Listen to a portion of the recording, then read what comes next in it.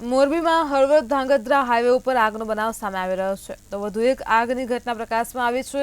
Highway ઉપર આગનો બનાવ બન્યો છે। હળવદ ધાંગધ્રા હાઈવે ઉપર આગનો બનાવ બન્યો છે।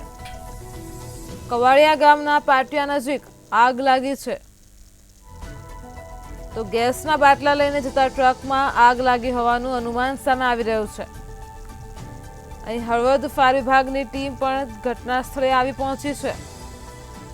તો મોરબીથી ઘટના સામે આવી રહી છે। આગનો બનાવ છે। ફાયર વિભાગે આગ ઉપર કાબુ મેળવ્યો છે।